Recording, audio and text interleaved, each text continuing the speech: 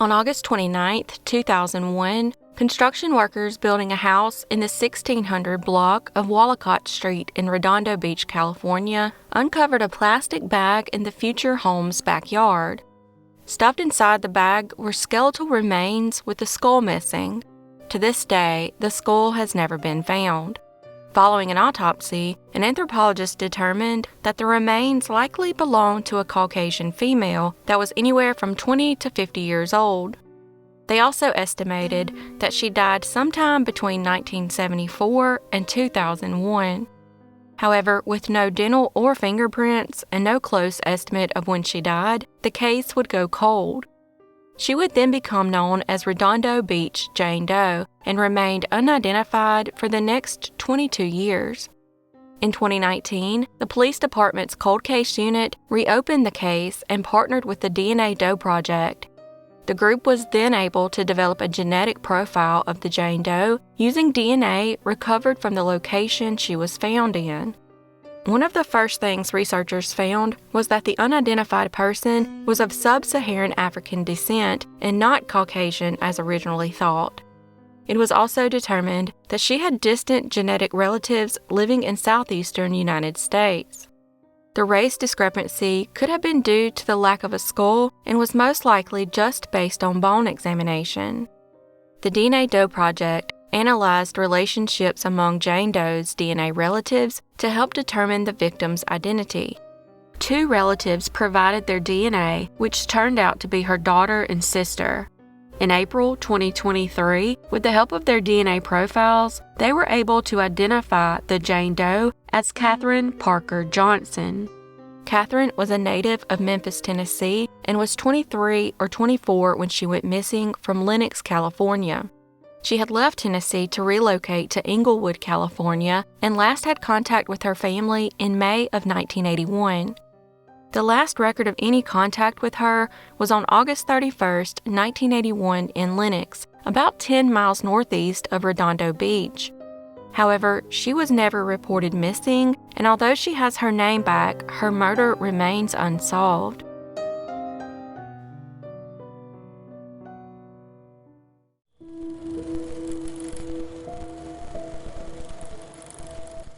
On February 16, 1986, human remains were discovered near campsites on the Los Coyotes Indian Reservation in Warner Springs, a spot on the Pacific Crest Trail.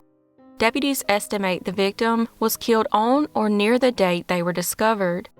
However, with no way to identify her, she would remain a Jane Doe for the next 37 years.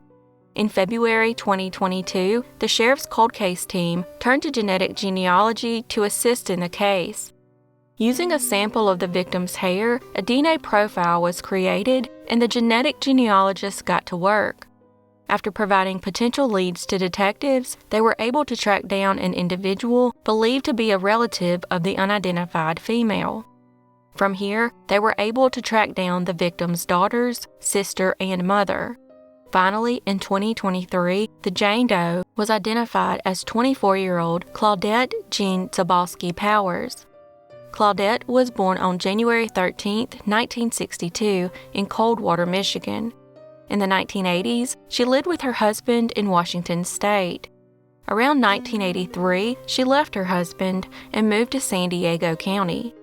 Family members last heard from her in September 1984 when her father passed away.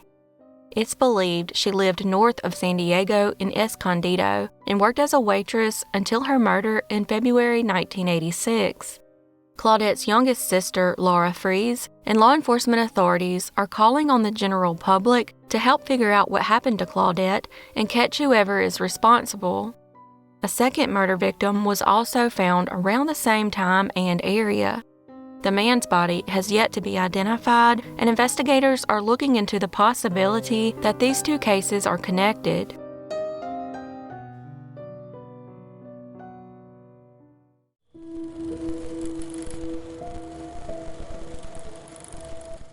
On September 8, 2002, a hotel manager at the Time Motel in Nogales, Arizona, discovered the deceased body of an adult male in one of the rooms. The man had an 8-inch surgical scar along his left frontal hairline and had told the hotel manager that he had been consulting a doctor in Mexico about surgery on his head. It was determined that he died of an accidental overdose of a combination of opioids and barbiturates. The John Doe was also found wearing a silver necklace with the letter C on a medallion. The man had registered for the room under the identity Edward C. of St. Petersburg, Florida, and even had a driver's license with that name on it. Interestingly, investigators traced the name to a man in St. Petersburg and were shocked when they found he was still alive. That's when they discovered that the real Edward C. was the victim of identity theft. It would take another 15 years before the man's true identity was known. In April 2017, investigators were able to match his fingerprint to an arrest record in Florida and identified the man as Donald Hadland Jr. However, it would take another 6 years to make the positive identification. In 2023, the DNA Doe Project, an investigative genetic genealogy center at Ramapo College of New Jersey, became involved with the case. They took a blood sample of Hadland's and used it for DNA testing and genetic genealogy. From that, they were able to track down Hadland's son and obtain a copy of his Florida driver's license. Finally, his ex-wife was able to make the positive identification. Prior to his death, Hadland lived in Washington, where he attended the University of Puget Sound in Tacoma. Sometime between 1988 and 1989, Donald left his wife and son and never contacted them again. After that, he lived in Florida and New Mexico. It's believed that he was attempting to obtain funds for a medical procedure when he left New Mexico. This was the first successful identification for the Investigative Genetic Genealogy Center at Ramapo College of New Jersey. The IGG Center, which launched in January of this year, was actually the one to examine Hadland's DNA in the database GEDmatch Pro and helped reveal his true identity.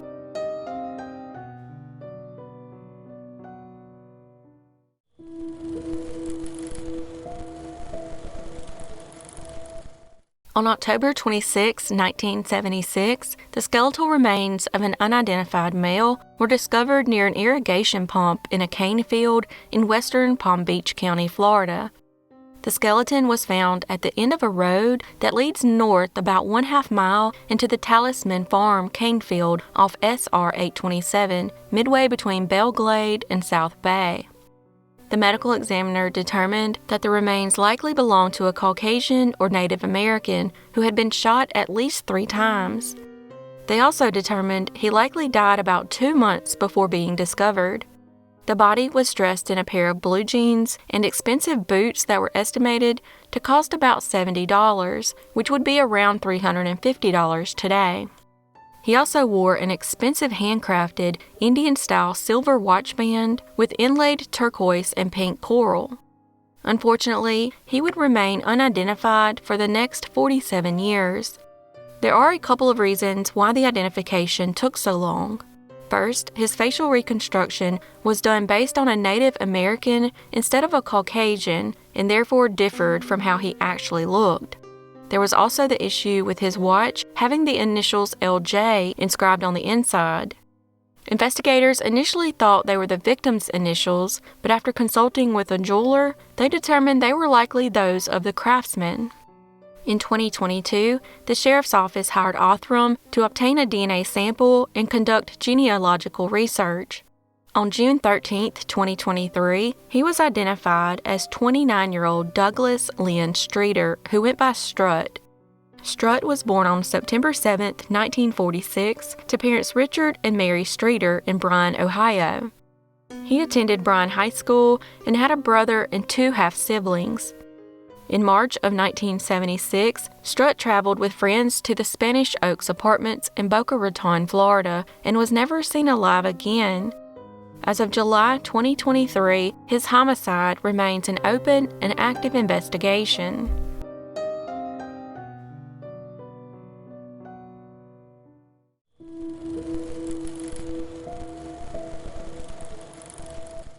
On October 26, 1978, the human remains of a female were found in a garment bag buried underneath rocks in a remote desert area off Scassa Road, about 13 miles west of Imlay in Pershing County. An autopsy revealed that the remains belonged to a woman around 40 years old, and it's believed she died about 6 months before being found. A cause of death could not be determined due to the heavy decay of the remains. With no identifying information, she would go unidentified for the next 45 years. A dark green sweater with a white safety pin attached to the front, dark green trousers, and a long-sleeved pink sweater were found with the remains. During the investigation, several attempts at establishing a significant lead, including through facial reconstruction and dental record comparisons, left investigators empty-handed. In 2022, they contacted Othram Labs to perform an advanced forensic DNA test on the remains and conduct a genealogy search. Detectives also worked with the FBI to obtain identifying information from the clothing articles while performing a facial reconstruction and getting a mitochondrial DNA profile from the remains. Finally, on June 14, 2023, it was announced that the identity of the Jane Doe was Florence Charleston of Cleveland, Ohio. Florence, also known as Dolly, had moved to Portland, Oregon sometime in the early 1970s. Her surviving family said she possibly left with a new boyfriend. In 1978, Florence was in Reno, Nevada, and that's when her family lost contact with her. That same year, her remains were discovered in a garment bag. Florence's brother continued to try and get in touch with her, but her boyfriend kept making excuses as to why she couldn't come to the phone. Most of the time, he would say she was too sick to talk.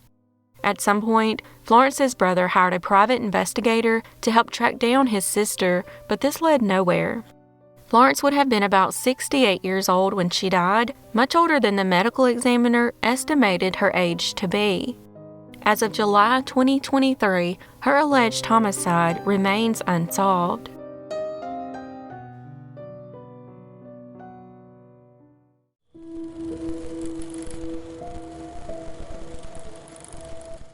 In August 2018, the remains of an unidentified male were found floating in Lake Allatoona near Cartersville, Georgia. He had suffered a single gunshot wound and carried no identification. He also had a backpack containing rocks and sand, along with a pair of ankle weights and an anchor fastened to his back brace to prevent him from surfacing. Unfortunately, a fingerprint comparison and facial recognition analysis failed to identify the man. Using DNA from a hair sample, a forensic genetic genealogist got to work and was able to provide detectives with a potential lead. Finally, on June 14, 2023, Identifinders International, in conjunction with the Bartow County Sheriff's Office, announced the identification of Allatoona Lake John Doe as 71-year-old George F. Madden III. The identification was confirmed using dental records. George was a resident of Columbia, South Carolina, and was reported missing in October 2019. Investigators initially believed he was murdered, but after being identified, they now believe the gunshot wound was self-inflicted. They also believe he attached the anchor to himself before taking his own life. It's also of note that he wasn't reported missing until a year after he was found dead. Identifinders would like to recognize the generosity of Gray Hughes Investigates for funding the FGG work on this case.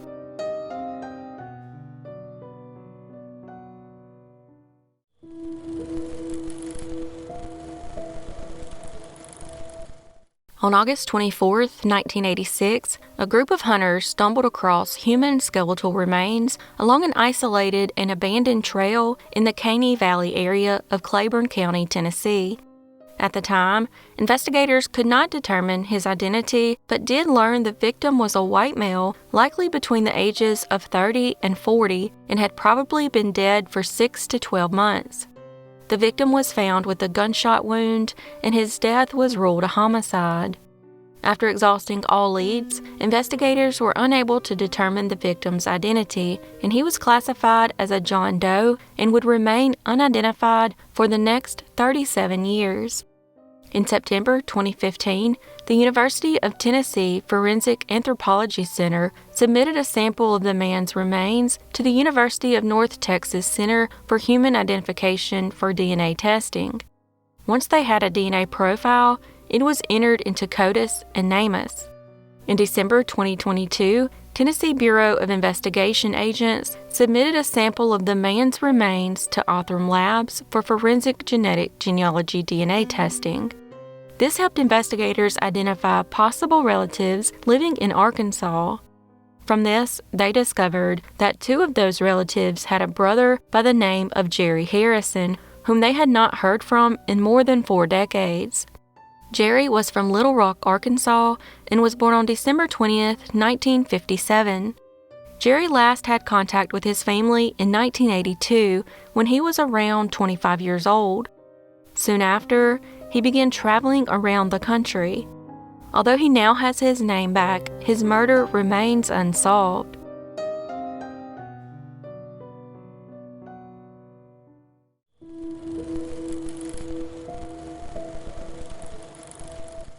In October 1993, a body was found in a heavily wooded area off Interstate 59 near the Mississippi-Louisiana state line by squirrel hunters.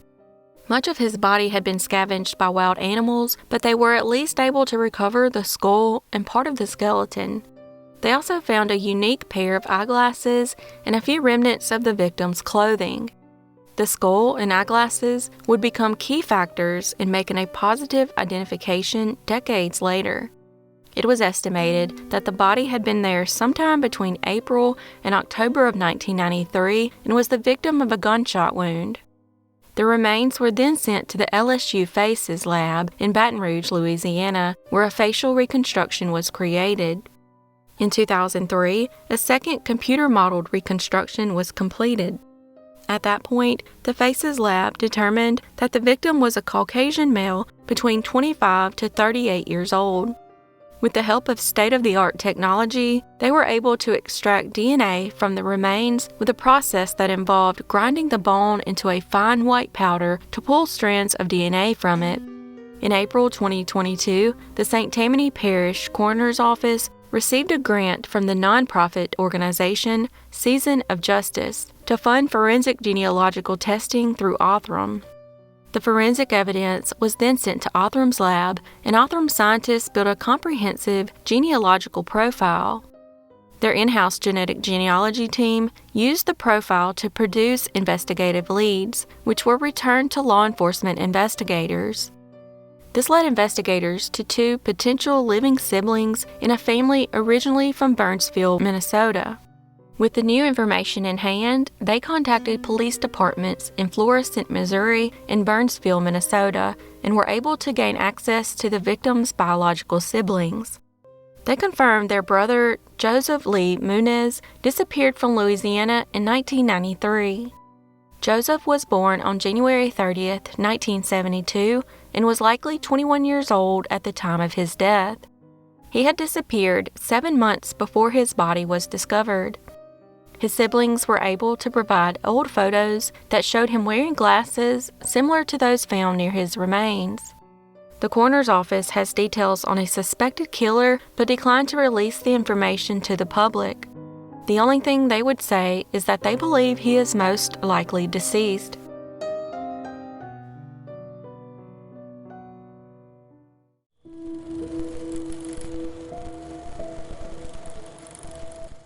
On March 31, 1985, a motorist having vehicle trouble pulled over on Interstate 24 west of Cheatham County, Tennessee, between mile markers 29 and 30, and discovered human skeletal remains on the nearby creek bank. Investigators were unable to determine the victim's identity, and she became known as Cheatham County Jane Doe and would remain unidentified for the next 38 years. It was estimated that she had died anywhere from 2 to 5 months before being discovered. This would put her death between October 1984 and January 1985. In April 2018, the University of Tennessee Forensic Anthropology Center submitted a sample of the woman's remains to the University of North Texas Center for Human Identification. After a DNA profile was created, the information was entered into CODIS and NamUs. In December 2022, TBI agents submitted a sample of the woman's remains to Tatham for forensic genetic genealogical DNA testing using the DNA profile developed from the remains in 2018. In 2022, the TBI was given $100,000 by the Tennessee General Assembly to use for forensic genetic genealogy testing for cold cases in which the skeletal remains of a victim have not been identified. After providing Tatham with the remains and DNA profile, they were able to provide the name of possible relatives of the victim. The TBI then tracked those relatives to Virginia and discovered a family member whose sister had been missing for the last 40 years. After obtaining a sample of the man's DNA, they were able to identify the victim as 24-year-old Michelle Lavone Inman, who was born in 1961. Her death has been listed as a homicide, but her cause of death has not been revealed, and now agents are asking for the public's help to find her killer. Because Michelle was redheaded and found abandoned on the side of an interstate, investigators believe she may be linked to the redhead murders. The murders refer to a series of unsolved homicides of redheaded females in the United States between October 1978 and 1992, believed to have been committed by an unidentified male serial killer. Those murders have occurred in Tennessee, Arkansas, Kentucky, Mississippi, Pennsylvania, and West Virginia. Investigators believe there are as many as 14 victims, with 4 of them being identified by November 2018. Also, the suspect has been referred to as the Bible Belt Strangler because of the multiple victims found in the Bible Belt. As of 2023, many of those victims remain unidentified and are believed to have been murdered while either hitchhiking or engaging in prostitution.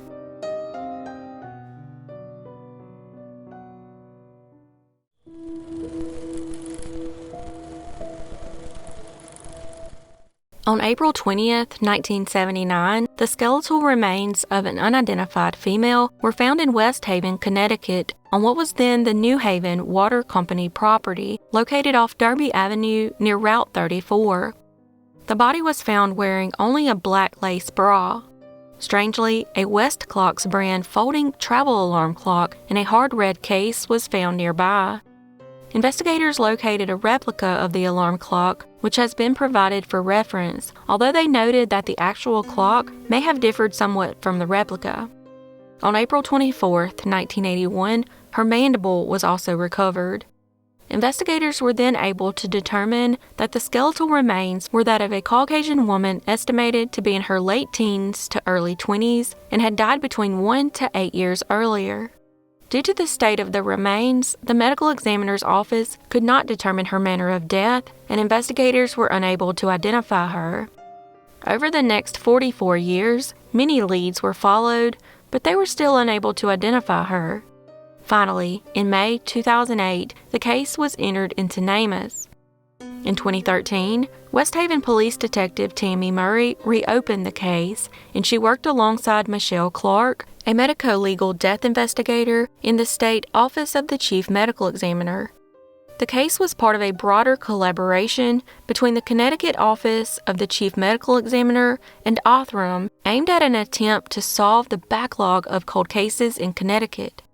Tatham scientists built the comprehensive DNA profile, and Tatham's in-house genetic genealogy team used the profile to develop investigative leads that were returned to law enforcement.